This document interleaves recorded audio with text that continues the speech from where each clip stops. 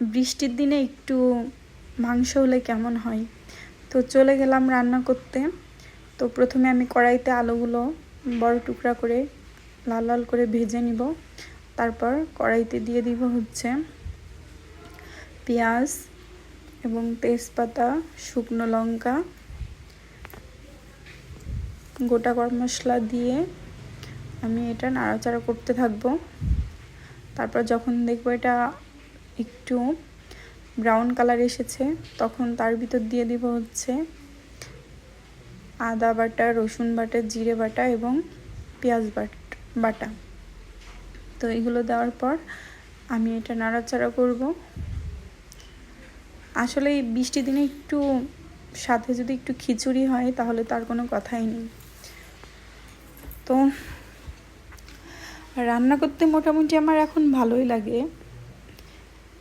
আর আমার মা হচ্ছে মাংস খুব বেশি ভালো রান্না করতো। মায়ের কাছ থেকেই মাংস রান্না করাটা শেখা।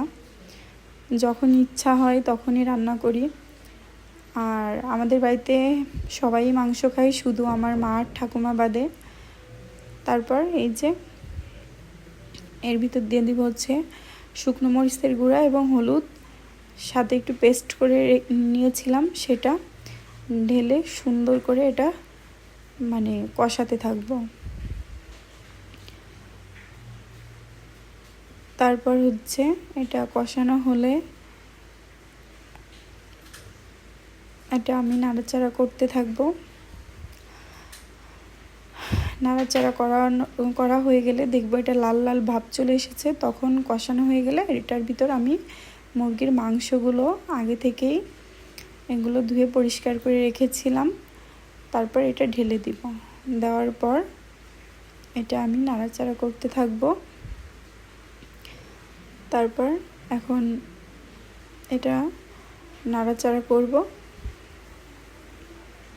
কত সুন্দর একটা কালার এসেছে না?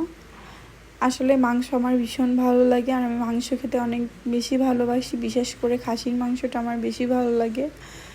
তো এই যে এখন মাংসটা কষাবো।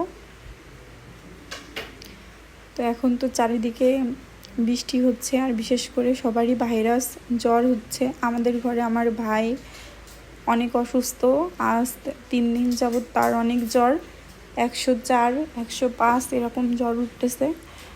তো এই যে আমি মাংসটা কষানো হয়ে গেল।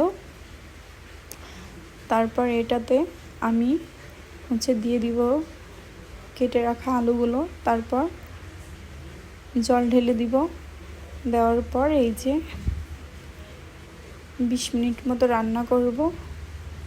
তারপরে রান্না করার পর এর ভিতর আমি দিয়েছিলাম 1 টুকরো পেঁপে, মানে কাঁচা পেঁপে কেটে। তো এই যে রান্না করতেছি। রান্নাটা প্রায়ই হয়ে গেছে। তারপর আমি গরম মশলা দিয়ে রান্নাটা নামিয়ে ফেলবো। কালারটা অনেক সুন্দর এসেছে। কার কার দেশি মুরগি খেতে ভালো লাগে কমেন্ট বক্সে জানিও।